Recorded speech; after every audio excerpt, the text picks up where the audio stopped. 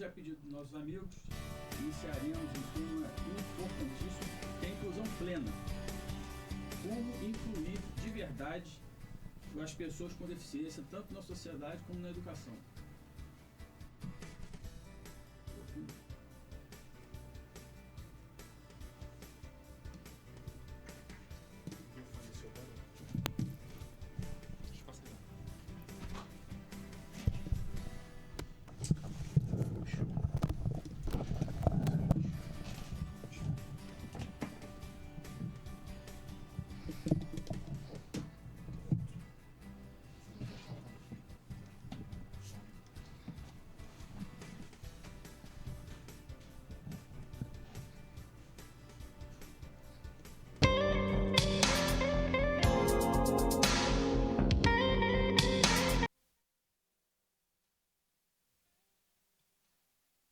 Alô? Alô? Alô?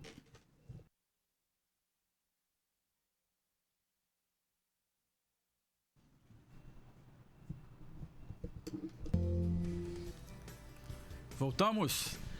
Amigos, mais um Direito e Cidadania, idealizado pelo IDES, Instituto de Estudos e Defesa da Seguridade Social, em parceria com a Rede Aurora de Comunicação. Hoje o nosso tema é a inclusão plena dos portadores de deficiência, tanto no mercado de trabalho, como na escola, como na sociedade. Como a gente vem mapeando há muito tempo, o principal problema da nossa população é a falta de educação, conhecimento. A pessoa portadora com deficiência nós temos a legislação mais avançada do mundo. E o objetivo da legislação é fazer com que o deficiente ele seja amparado, protegido, para ele possa evoluir e que as barreiras, as obstruções, os impedimentos que ele tem de participação plena em vida em comunidade, ele seja minorado, ele consiga vencer essas barreiras para que ele consiga ser incluído no mercado de trabalho. Então, existe uma série de leis que reservam vagas, que dão incentivo fiscal. Existe o auxílio inclusão, que pouquíssima gente utiliza em Campos do Goytacazes e região, que é um incentivo para que o deficiente, o indivíduo que tenha usufruído do benefício assistencial ao deficiente da Lei Orgânica da Assistência Social, e que ele queira ir ao mercado de trabalho, que ele consiga pegar metade do salário mínimo junto com a sua remuneração, nós vamos falar dos requisitos mais à frente, para que ele possa ser incluído no mercado de trabalho dentro das suas características, peculiaridades. E para a gente debater como que a gente faz para conseguir evoluir, se adaptar a essas barreiras características da deficiência, que pode ser sensorial, física, intelectual, não interessa. A gente chamou aqui duas pessoas de altíssima experiência e excelência. E elas têm um currículo assim, opressivo. Eu não vou nem falar o meu, não. Vou falar o delas, porque senão fica feio para mim. Nós temos aqui a Maria Luísa, que é a psicopedagoga do IDES, que presta serviço lá no Parque Prazeres para todo o CRAS da Codim, né? Então pega o pessoal do Eldorado, Jardim Carioca, Terra Prometida, aquele pessoal lá. Ela é especialista em neuropsicopedagogia, especialista em psicanálise infantil, em psicomotricidade, especialista em educação especial com ênfase em inclusão e no transtorno do espectro autista, e está fazendo doutorado em saúde mental. E temos também a Morgana Melo da Penha, diretora do município aqui, faz parte da rede há 19 anos, especializada em deficiência múltiplas, não é isso? Sim. Gente, dá uma boa noite pro pessoal, Maria Luísa. Boa noite, pessoal. Como o Dr. Felipe colocou, eu tenho algumas especializações. E se tratando do tema, né, que a gente vai estar desenvolvendo aqui hoje, que é um tema bastante instigante, que é sobre inclusão, né, e as formas que a gente pode intervir, contribuir e também orientar a sociedade, né, quais as estratégias, quais os procedimentos que são pertinentes e necessários. Não. Vamos lá, vamos chegar lá. Morgana, dá um oi pro pessoal aí, que o pessoal lá de... Morgana é diretora lá de Mineiros, né? O pessoal seu é forte, porque desde que eu publiquei lá, o pessoal mandou um monte de pergunta aqui para você. Dá um oi pro nosso povo. Boa noite a todos. Eu gostaria, em primeiro lugar, agradecer a oportunidade de estar aqui presente com essa equipe. Maria Luísa já é uma pessoa muito conhecida, até na Baixada, tem um funcionário da escola que tem um carinho muito grande por você, a Fernanda. Obrigada. Mandou um abraço.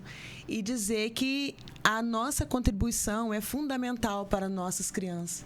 Hoje a gente vive crianças atípicas com laudo, crianças sem laudo ainda, né? Sua escola tem bastante, né? Muitas crianças autistas. Estava vendo a estatística lá, a sua escola... Tem uma escola ali na Riachuelo também, que é a Sagrada Família. São as duas com o maior número. Hoje eu tenho praticamente 12 autistas no primeiro turno. No segundo turno eu tenho 3, eu tenho 5 em investigação ainda, sem fechar laudo.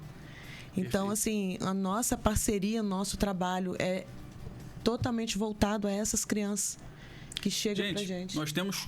Segundo as estatísticas oficiais, a gente tem 45 milhões de pessoas no Brasil que têm alguma espécie de deficiência. E quando a gente fala deficiência, o conceito de deficiência não é aquela pessoa que tem que ficar prostrada em casa, que não pode andar, que é acamada. Não. Deficiente é qualquer indivíduo que tenha uma obstrução, uma barreira ou impedimento de participar em igualdade de condições com outra pessoa. Então... foi evoluindo, você tem a lei da visão monocular. O indivíduo tem a apuração do sentido visão prejudicado pela profundidade. Ele é deficiente. O portador do transtorno do espectro autista, por objetivamente previsão legal, é deficiente pela questão sensorial e mental e intelectual. Então, quando a gente tem que pegar o conceito de deficiência, ele não pode se confundir com a incapacidade laboral, que é o indivíduo que não pode trabalhar na sua atividade habitual temporariamente ou permanentemente. Isso é incapacidade. A deficiência é toda obstrução ou impedimento de que o indivíduo tenha de participar em igualdade de condições. A partir desse conceito, você tem uma série de direitos que a gente vai explorar aqui, sobretudo na inclusão produtiva desse deficiente. Desde a Convenção de Nova York, que é uma convenção internacional que virou o Estatuto da Pessoa com Deficiência, ele dá uma série de direitos, ele dá uma série de paradigmas, uma série de ferramentas para que o indivíduo que tem alguma espécie de deficiência, ele tenha uma renda mínima através ou do benefício de prestação continuada ou do auxílio inclusão, que a gente vai falar pormenorizado daqui a pouco. E o Estado, o governo, a sociedade civil deve acolher essa pessoa e, dentro das suas características, fazer com que ele seja incluído produtivamente na sociedade. Por isso que a gente trouxe a psicopedagoga do IDS, a nossa Maria Luísa, e a Morgana, que é a diretora há 19 anos do município, e vai poder falar das estratégias de como conciliar a deficiência com o aprendizado dentro das suas características e como incluir produtivamente. Se você observar todos os aspectos da lei, você vai pegar até assim o CRAS. Qual o objetivo do CRAS? Ele tem a função de fazer o georreferenciamento da área, onde ele vai fazer a estatística. Quem está desempregado, quem não está, quem é idoso, quem é deficiente. A partir dali, serão os programas de transferência de renda. Seria aqui em Campos o cartão Goitacá, o BPC, o Bolsa Família. E a partir dali, você precisa fazer a inclusão produtiva. Você tem que pegar o potencial produtivo daquela região e você qualificar aquele povo para a produção, para o mercado de trabalho. E também o empreendimento coletivo. Aí são as ferramentas de financiamento de empreendedorismo, que seria Fundo Social Socioambiental do BNDES, por exemplo, a AG Rio, uma série de mecanismos que os CRAs deveriam fazer, com foco especificamente nas populações com mais vulnerabilidade, dentre elas o deficiente. Então, para início de conversa, distinguir essa situação entre incapacidade laboral e deficiência. Uma coisa não tem nada a ver com a outra. E uma coisa que me deixou espantado foi a falta de conhecimento do auxílio inclusão, que ele, desde do Estatuto da Pessoa com Deficiência, que vigora, e ele é desconhecido de praticamente todo mundo da população. Então, você aí, que tenha usufruído do BPC nos últimos 5 anos e tenha perdido por ter entrado no mercado de trabalho, você tem direito a ter um salário mínimo para sempre, enquanto durar o preenchimento daqueles requisitos. Quer ver um exemplo prático? Vamos dizer que seu filho é autista e ele recebeu o BPC durante toda a infância, adolescência e início da idade adulta. Ele conseguiu, através de várias ferramentas, o aprendizado e alguma qualificação. E ele quer trabalhar, ele quer ser incluído no mercado de trabalho. Você deve deixar esse rapaz trabalhar? Com certeza, porque a lei te protege. Repara só, incapacidade não se confunde com deficiência. Então, é uma prerrogativa, uma faculdade do deficiente se incluir no mercado de trabalho, e a lei dá para ele meio salário mínimo, se ele tiver salário até 2 salários mínimos, para que ele seja incentivado a produzir. Tanto que o deficiente, antigamente, tinha aquela questão de vai casar, não vai casar? Não, pode.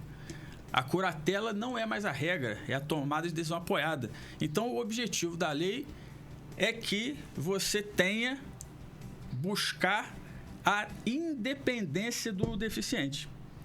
Então, a gente vai falar aqui, pessoal aí que quiser mandar pergunta tanto para Maria Luísa, para mim ou para Morgana, pode fazer pelo Instagram do IDES, pelo nosso grupinho do Telegram.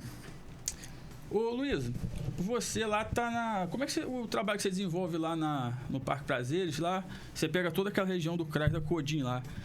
Qual o público que você tem mais forte lá? Quais as dificuldades que o pessoal lá tem? Então, praticamente 80% do público atendido são crianças que têm transtorno do espectro autista, né? E o trabalho que eu desenvolvo é um trabalho psicopedagógico, e aí é muito importante. Quando você fala psicopedagógico, é ensinar aquela criança a aprender? Sim. O trabalho psicopedagógico é um trabalho voltado para processos de aprendizagem. Quais são os tripés que embasam o trabalho psicopedagógico? Pedagogia, psicologia, a neurociência e a psicanálise, né? Esses são os embasamentos para o desenvolvimento do trabalho psicopedagógico. E esse trabalho tem 2 grandes eixos, que é o processo de avaliação e intervenção, né? Então, logo quando a gente recebe uma criança, né, com uma suspeita de hipótese diagnóstica de TEA, ou quando ela já chega laudada, nós temos todo um trabalho de acolhida, né? E esse trabalho vai muito na perspectiva de acolher essa família, avaliar essa criança, né, na perspectiva de processos de aprendizagens e fazer a intervenção proveniente. Agora, é muito importante esclarecer que o trabalho psicopedagógico ele é diferente do reforço escolar, né? Porque, às vezes, as pessoas confundem o reforço escolar com a intervenção psicopedagógica. A psicomotricidade tem a ver com isso? Sim, também, porque a gente avalia todo o processo sensório-motor, né, da criança, as habilidades que ela consegue desenvolver, porque ao longo do histórico de vida, né, dessa criança, a gente tem que pensar e entender bem como que se dá o processo de desenvolvimento infantil na juventude, ou seja, todo o processo de desenvolvimento do ser humano. Então, começando pelas bases, quem trabalha com a psicopedagogia precisa entender muito bem, né, sobre as fases do desenvolvimento para poder intervir nos processos de aprendizagem, né, dessas crianças que são diagnosticadas com TEA ou, de repente, até mesmo com outra deficiência, né, para que a gente possa contribuir efetivamente para a evolução dela. E aí passa também por uma questão da intervenção neural, né? Porque são os processos de cognição que Você está possam... falando da psicanálise infantil? Também. E como que a psicanálise infantil trabalha o desenvolvimento emocional da criança? A psicanálise, ela vai ajudar a entender os comportamentos que a criança apresenta. E junto com a família, fazer intervenções para que ela possa saber lidar com alguns sentimentos emocionais que, eventualmente, pode desregular o comportamento dela. Morgana, você vê que só na parte da psicopedagogia, no nosso sistema educacional inclusivo, que é um direito fundamental, quando a gente fala assim, olha, o sistema educacional inclusivo é previsto na Convenção Internacional de Nova York, portanto, é um direito constitucional e, portanto, é fundamental e tem que ser oferecido. Então, só na parte de psicopedagogia, você vê que tem várias nuances aí, né? Tem o TPE que ela falou. E você está há 19 anos no município. Eu imagino que você tenha tido muitos problemas. Quais são os desafios que você tem na parte administrativa para implementar esse sistema educacional inclusivo na sua escola?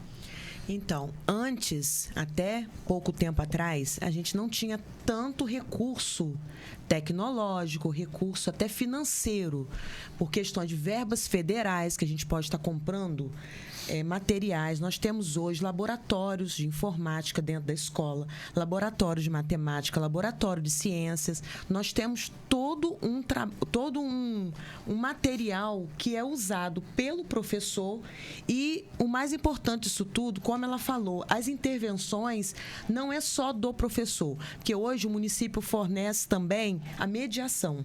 Sim. São mediadores, processo contrato temporário, são mediadores que acompanham essas crianças junto ao professor na sala de aula, porque são crianças atípicas que precisam de toda a atenção. Um professor com alunos, vamos dizer, normais, né? Se ela for trabalhar a parte do conteúdo específico do que é deles, mais essa parte diferenciada, porque cada um tem sua cultura, tem seus saberes diferentes. Então, essa mediação é onde a gente consegue avançar nessa parte. Quando você falou dos recursos, inclusive de informática, você está incluindo profissionais do apoio escolar, que seria o mediador. Mediação. Aí você, em questão de intérprete de Libras, Braille... Tecnologia assistida também inclui isso? Inclui, mas nós ainda não temos essa parte de tecnologia de Libras, ainda não. Mas nós temos Chromebook, os professores têm os tablets, que é de uso específico dos alunos. Uhum. Elas podem usar, né, de acordo com o nível de cada um, porque nem todos conseguem alcançar. Mas os laboratórios com jogos de memória, com tudo que é previsto para eles têm alcançado grandes vitórias sobre Morgana, essa parte. A gente tem algumas professoras aqui ao vivo aqui, a gente está com 128 pessoas ao vivo no Facebook, deve ter aí umas 12 professoras. Qual a orientação que você daria para um professor que recebe um aluno com deficiência na primeira vez? Ela nunca chegou um aluno lá que tenha um retardo mental moderado. Qual a orientação que você dá para esse professor? Hoje em dia, na verdade, a gente não tem só o TEA.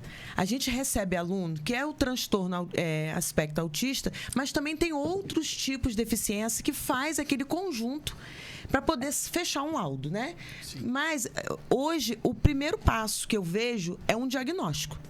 Se você não parar um pouquinho para você dar aquela atenção individualizada e você perceber aonde você precisa trabalhar aquela criança, você não consegue caminhar. O primeiro passo é você fazer um diagnóstico bem profundo. Até uma avaliação. Essa avaliação não inclui só o aluno. Essa avaliação inclui a família também. Porque em relação ao professor, como você orienta esse professor? O professor é o que eu estou falando, é o diagnóstico. O professor tem vários meios de diagnosticar isso. Porque a gente tem transtorno autista que é verbal e tem aqueles que é não verbal. Então, para a gente saber... Hoje mesmo eu recebi uma aluna nova na escola, uma criança muito esperta, mas ela é não verbal.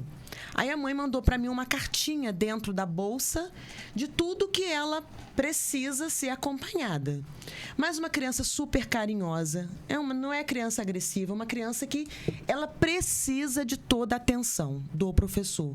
Ela tem uma mediação, então a gente sempre está junto, eu não fico de fora, eu sempre acompanho o trabalho do professor e do mediador, porque as atividades são diferenciadas. Quando a gente vê que a criança não alcança uma coisa, você tem que tentar outra. Então, o professor ele tem que ficar muito atento, porque, às vezes, você pensa assim, eu vou perder uma manhã inteira. Você não perde. Você ganha a cada dia experiências novas com cada um que chega, porque a gente aprende muito com eles. Perfeito. Gente, eu vou passar para vocês umas perguntas que chegaram aqui. Eu vou passar isso aqui para a Maria Luísa. É a Mariana, do Parque Santo Amaro. A Mariana diz o seguinte. Mariana mandou pelo Instagram do IDS, tá? O pessoal pode mandar aí, enquanto estiver rolando aí, eu vou passando para elas. Meu filho tem TEA e apresenta dificuldades na comunicação. Quais estratégias eu posso utilizar em casa para estimular sua autonomia? Ótima pergunta. Mariana, do Parque Santo Amaro. Ótima pergunta. Hoje, o que a gente tem de padrão ouro para o desenvolvimento do trabalho, né, e das intervenções, tanto psicopedagógica quanto no âmbito familiar, é através das PECs. O que são as PECs? As PECs são pranchas de comunicação alternativa aumentativa. Né? Então, a gente hoje, quando tem todo um direcionamento do trabalho, né, na perspectiva de também orientar e auxiliar esse desenvolvimento junto à família, as terapias indicadas são as terapias da ciência ABA. E, de acordo com a ciência ABA, as PECs, que são as pranchas de comunicação alternativa, elas vêm para contribuir, né, como estratégias que possam auxiliar as crianças, né, junto às suas famílias, no lar. Né? Então, eu vou dar até uma sugestão que vocês podem baixar na internet. A gente consegue com muita facilidade as pranchas de comunicação alternativa. E essas pranchas, elas têm várias figuras que possam auxiliar em diferentes posturas comportamentais, não só no lar, como também na escola, né? É extremamente válido e é uma estratégia muito boa. Porque o ABA é uma terapia, né? Sim, exato. A ABA, na verdade, ela é uma ciência que traz orientações sobre a análise do comportamento. E nos atendimentos psicopedagógicos, por exemplo, eu procuro orientar sempre as famílias de como proceder e como elas podem utilizar estratégias como as PECs para dimensionar as intervenções psicopedagógicas na terapia em casa. Só um parênteses, essa terapia ABA, ela tem estudos que apontam que 80% dos casos de TEA tem boa evolução com esse método ABA. Exatamente. A gente lançou um e-bookzinho que está lá no Instagram do IDS, está no Facebook, que tem uma série de direitos, não só o transtorno autista, mas qualquer indivíduo com qualquer espécie de deficiência física, sensorial, intelectual. E dentre eles está o direito geral ao sistema de saúde e também o privado. Então, se você tem algum indivíduo que tem plano de saúde, você tem direito de compelir o seu plano a oferecer essa terapia. A mesma coisa em relação aos entes federados, tanto Estado, município, União, é um direito, não é? E a Maria Luísa falou da importância dele. Mano, tem uma galera perguntando aqui, eu já vou só adiantar aqui, antes de passar os outros para a Maria Luísa de novo, que tem bastante aqui, mas para a Morgana também tem um monte. Morgana, vamos lá. É a Fernanda do Jockey 2. Vamos lá. Meu filho tem deficiência múltipla. Eu não sei o que seria, depois você me fala aí.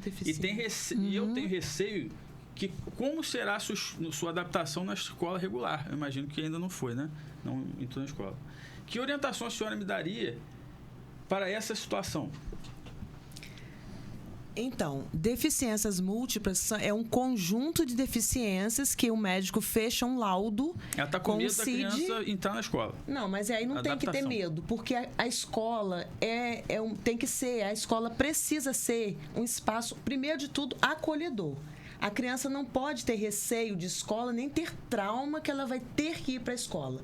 A criança tem que sentir prazer em estar naquele ambiente.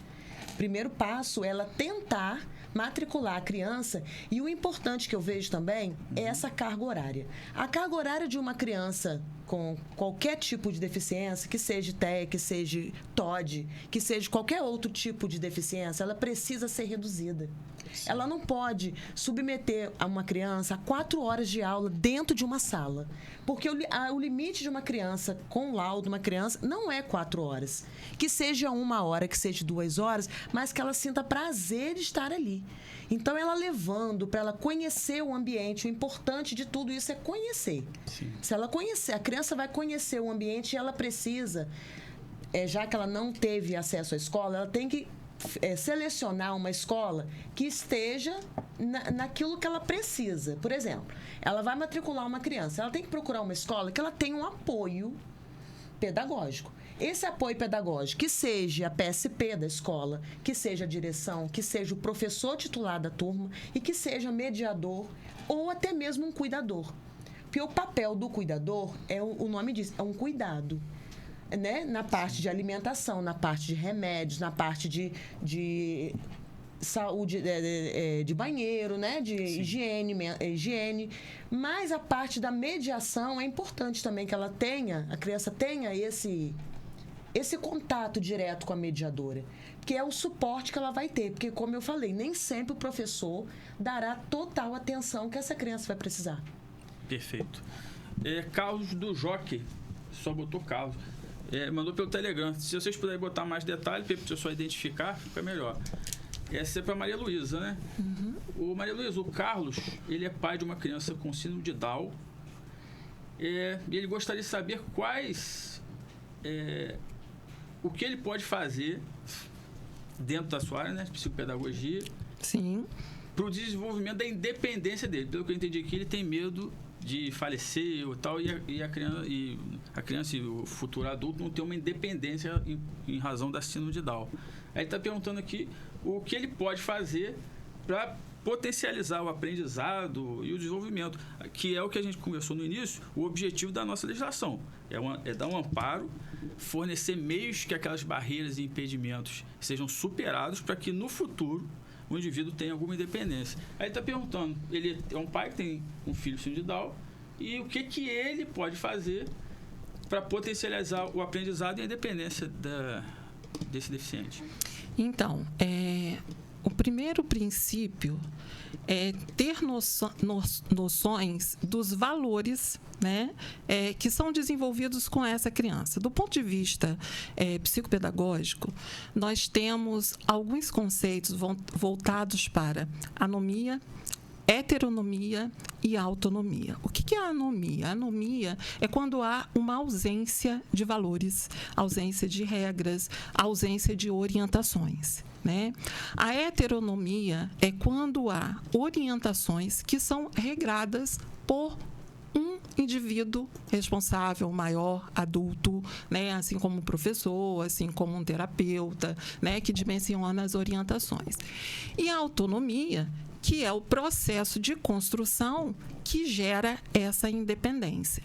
Então, o que é importante para um pai desenvolver junto a seu filho, né, nesse processo de construção e desenvolvimento da autonomia? Primeiro, a gente sabe que nesse mundo contemporâneo, em que há muita exigência, questão de trabalho, os pais acabam ficando com pouco tempo, né, para se debruçar no processo educacional de intervenção, né, dos seus filhos.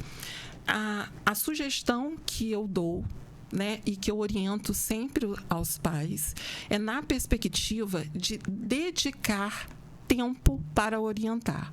Né? O tempo precioso que o pai tem junto com o filho, é preciso usar esse tempo com estímulos. Porque a gente tem uma teoria vygotsiana que fala exatamente o seguinte: a criança é fruto do meio.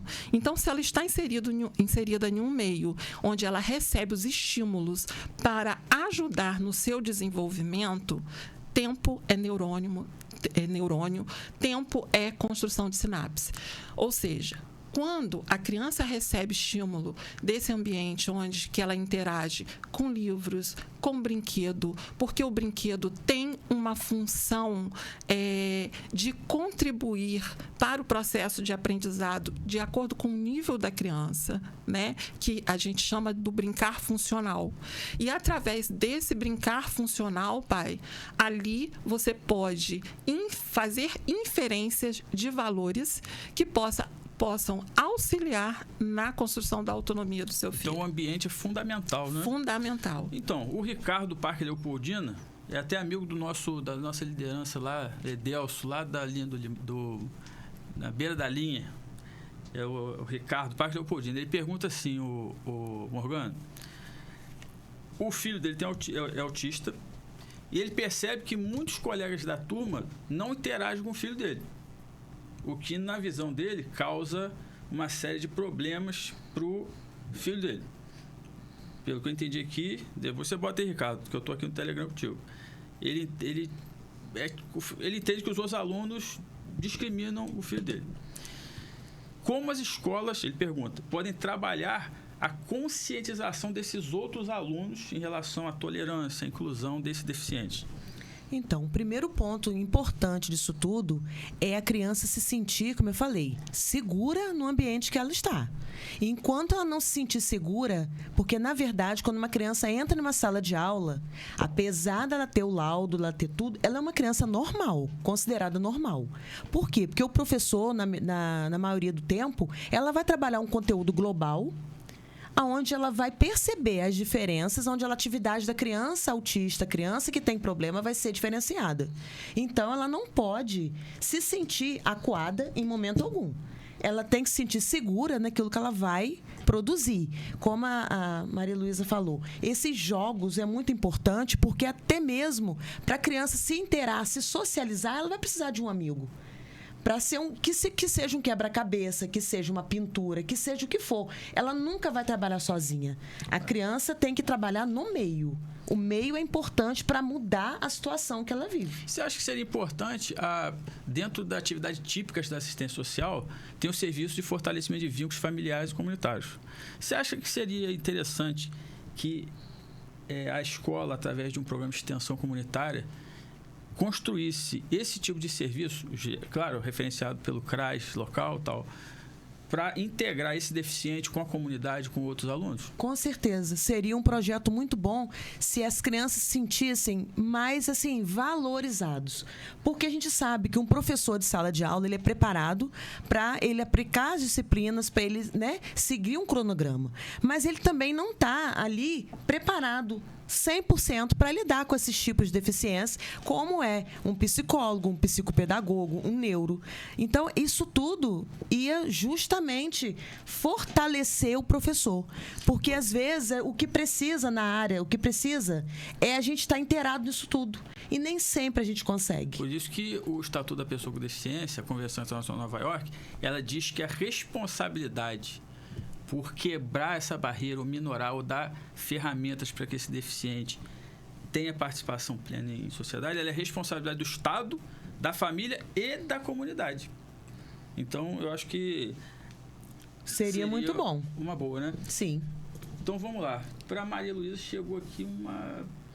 gente, eu não vou conseguir ler tudo, não, porque por causa do horário, mas depois eu mando para elas e elas vão respondendo vocês aí por e-mail, alguma coisa assim, né?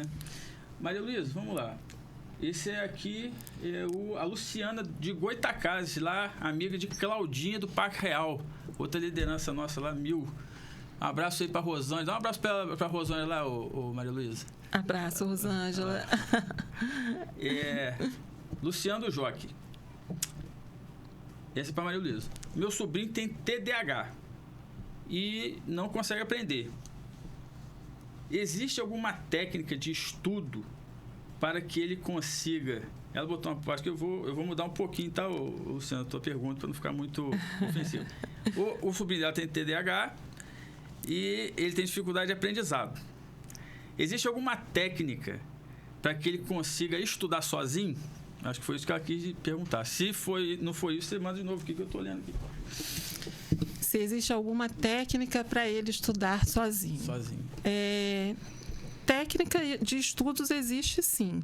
Só que uma criança que tem diagnóstico de TDAH, é muito importante que a gente desenvolva com ela habilidades de atenção e concentração.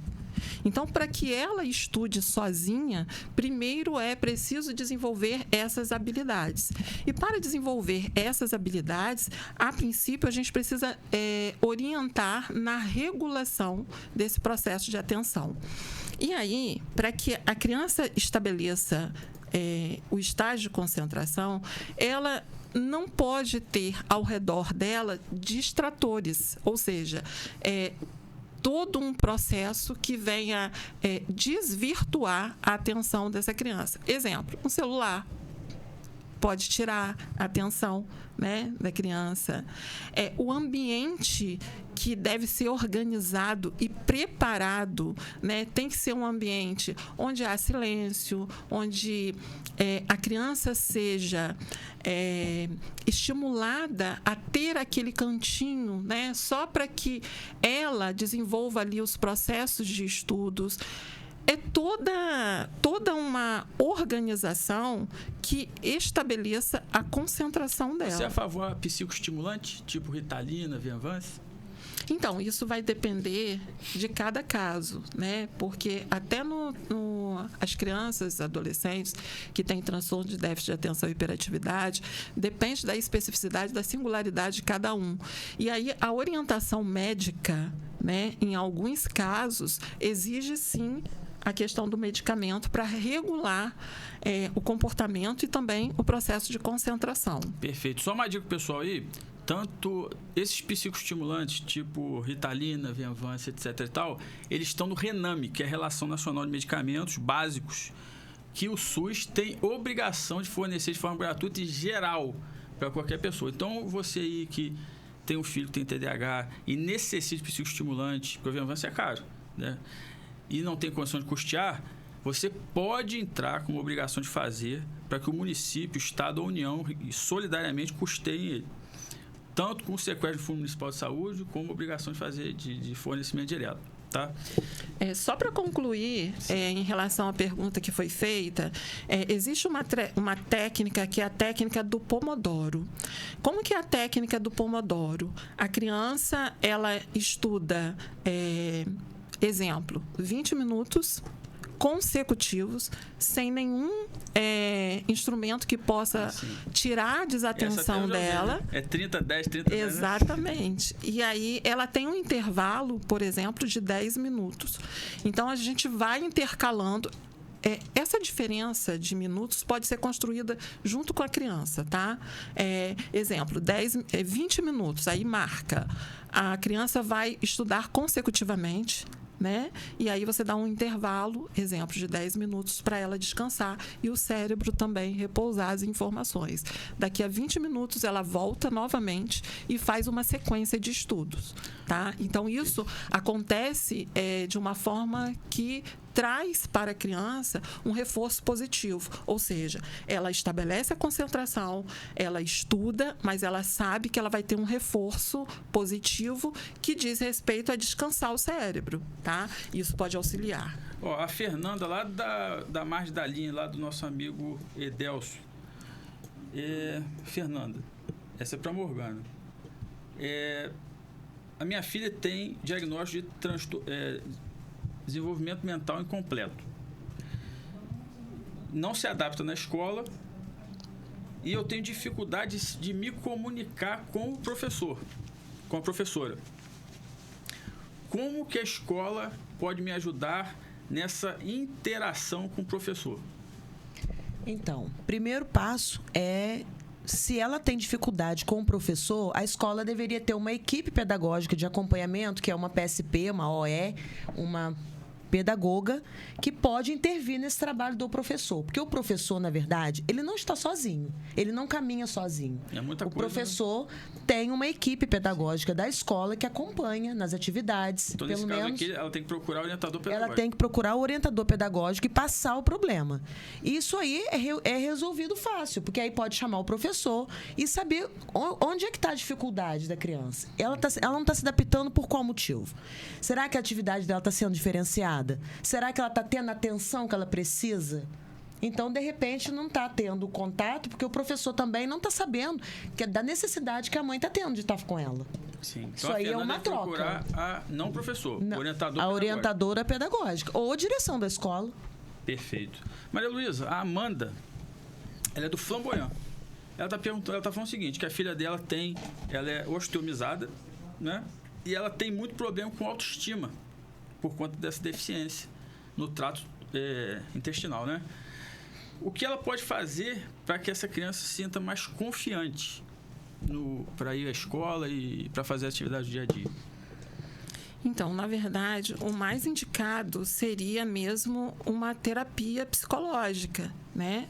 Para ajudar aí na questão da autoestima e a própria regulação emocional dela, né? Então, existem casos que realmente são muito pertinentes, que a gente tenha um olhar mais apurado para essa questão da terapia psicológica que vai auxiliar muito nesse desenvolvimento, né?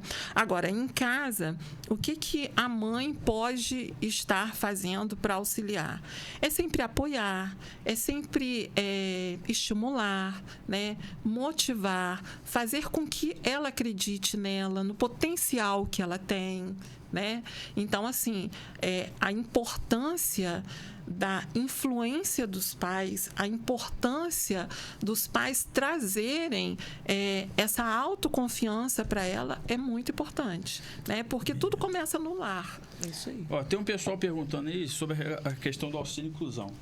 Então vamos lá, de novo. Isso é importante.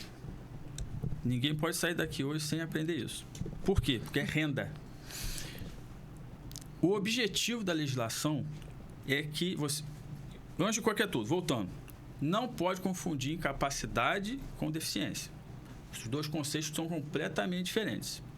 A deficiência é uma barreira, uma obstrução, um impedimento de um indivíduo participar na sociedade plenamente. E a legislação, ela tem uma série de mecanismos para facilitar a vida desse indivíduo, para que ele consiga passar por essas obstruções, esses impedimentos, inclusive com os benefícios assistenciais, como o benefício de prestação continuada, como as leis de incentivo, como os programas de moradia, como as reservas de cota para deficientes. Então, todo esse arcabouço é para que o indivíduo consiga conviver com essa obstrução, esse impedimento, e que ele consiga participar, com o objetivo de, um dia, se tornar independente, funcional e produtivo. O auxílio inclusão, nesse âmbito, ele é fundamental. Por quê? Ele é pensado para o indivíduo que tem o BPC, ele não se acomodar com o BPC. O BPC é aquele benefício assistencial que vai ser a subsistência dele, mas que ele precisa se tratar, se cuidar, conviver com aquele impedimento e se tornar produtivo. E o que a lei faz? Olha só, você vai trabalhar até 2 salários mínimos se você ganhar. Eu vou te dar meio salário mínimo. Para sempre, enquanto durar esses requisitos. E ele vai acumular o salário dele com o auxílio inclusão. É um incentivo para o indivíduo que tem o BPC, ele seja produtivo, ele não se acomode ali no benefício assistencial. Então, é importantíssimo porque eu vejo muitas pessoas... Então, por exemplo, você aí que tem... o filho que tem um desenvolvimento mental incompleto, como foi a Fernanda aqui. Então, às vezes, ele vai se adaptar no futuro a alguma atividade laboral. Pô, Felipe, ele deve trabalhar? Com certeza. Você vai pedir o seu auxílio inclusão, vai assinar a carteira, vai ganhar o salário e o auxílio inclusão. Não deu certo, não se adaptou, o BPC vai ficar suspenso, você vai abrir mão do auxílio inclusão e vai voltar para o BPC. Então, o auxílio inclusão é uma ferramenta fundamental, chave, para a questão da produtividade, porque todo benefício assistencial, sem exceção, ele é feito para sanar uma situação emergencial, que é a subsistência, deixar aquele indivíduo amparado, que tem uma vida digna. Mas todos os outros mecanismos da lei é para que ele consiga ser produtivo, para ele consiga ser livre, para ele não ficar dependente daquilo. Então, o auxílio inclusão, ele é fundamental para isso. Então, a gente vai lançar até um outro e-bookzinho para falar só sobre o auxílio inclusão, porque eu vejo uma carência muito grande, tanto com as pessoas, os segurados e os beneficiários de benefício assistencial. Tem uma carência muito grande. E os profissionais da área, sobretudo o pessoal do CRAS e CRES. Então, o auxílio inclusão ele é importante. De novo, todo indivíduo que teve benefício assistencial nos últimos 5 anos e que teve benefício cortado, suspenso, etc. e tal, por questão de renda, se esse valor que você vai oferir for 2 salários mínimos e o restante da família for dentro das características do BPC, você pode pedir o auxílio inclusão, que é um salário, metade do salário mínimo, R$ 759 para sempre. Ele tem muita similaridade com o benefício previdenciário do auxílio acidente. Só que são fontes diferentes, mas é igualzinho. Mas a gente vai falar isso em outros programas, vamos trazer o pessoal aqui de novo. Eu vou só fazer mais... Está acabando aqui, mas tem um monte de pergunta aqui. Só para complementar essa fala sobre a questão do indivíduo produtivo, e aí a gente também precisa pensar do ponto de vista da construção desse processo de produtividade. Quando a gente pensa na questão das pessoas que têm deficiências e aí nas múltiplas situações de deficiência, a gente precisa pensar também do ponto de vista da base, ou seja, como que o sistema educacional vem implementando, né, o fortalecimento para que esse indivíduo seja produtivo, inclusive a questão da autoestima também, como foi perguntado. Porque muitas vezes uma criança ou um adolescente que não tem uma autoestima bem trabalhada, ou ela ou ela corre o risco de evadir da escola ou ter um abandono escolar, né? Então, a gente hoje não pode pensar, e aí eu trago para a discussão e um apontamento da importância de pensar nessa produtividade, porque no sistema educacional nós temos o IDEB, né, no município, e aí esse IDEB é a base de análise do desenvolvimento das intervenções pedagógicas que vêm sendo feitas, realizadas, mas se a gente analisar do ponto de vista da aplicabilidade, da avaliação do SAEB, da Prova Brasil, as crianças que são PCDs, a avaliação delas não é incluída, né? Então, isso é um apontamento que hoje a gente não tem como avaliar se a proposta de inclusão está tendo resultados efetivos ou não. Porque esse resultado é o resultado das crianças típicas, né? Então, isso é um outro apontamento que a gente precisa pensar a nível de plano municipal, para estar discutindo isso e que isso precisa ser modificado de forma sistêmica, né? E também pensar no processo de produtividade, pensando em educação e saúde. Porque a criança, ela começa a aprender desde os 4 meses de gestação.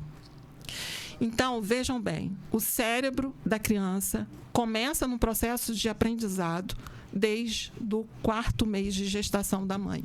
Então, se na cidade a gente tem um trabalho de articulação entre saúde e educação e começa a pensar na questão do pré-natal dessas mães, já é uma articulação para estimular o desenvolvimento do processo de aprendizagem para essas crianças quando chegarem na escola, né? Então, não temos hoje como pensar educação desvinculada da saúde. O cérebro humano leva cerca mais ou menos de 25 anos para ter uma maturação. Olha só. Maria Luísa, você vai ter que vir toda semana aqui. Falta 2 minutinhos lá. Gente, olha só. Auxílio inclusão, por muito deprimido os requerimentos de auxílio inclusão em toda a região.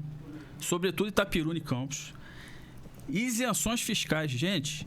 Isenção de imposto de renda, isenção de IPI para aquisição de carro e de ICMS, de IPVA. Vamos usar esse direito. Foi um prazer aqui. Morgana, considerações finais aí, dá tchau pro nosso povo. Dá ali, ó, Adriana Costa, Alessandra Pacheco, nossa irmã lá de Travessão, Thaís Paz, nossa doutora fera lá de São João da Barra. Manda um abraço, pessoal. Falta 1 minuto. Um abraço a todos. É sempre um prazer estar com essa equipe e dizer que hoje a gente trabalha por amor. A educação hoje se transformou, né, nessa palavra, amor. Porque a gente tem muita dificuldade, muitos desafios a cada dia. Mas com a fé e a esperança a gente vai conseguir transformar. Parabéns, Morgana. Você fez sucesso, o pessoal se deu todinho aí. Maria Luísa, dá tchau pro pessoal. Um abraço a todos. Eu espero ter contribuído com algumas informações que possam ser dimensionadas até no dia a dia de vocês, né? E que a gente possa, de repente, em outros momentos, estar divulgando mais informações para a ampliação dos saberes de vocês. Vai voltar, foi recorde de audiência hoje. Gente, um abraço a todos, obrigado por tudo. Instagram do IDES.cidadania vai ter restante material. Um abraço, obrigado.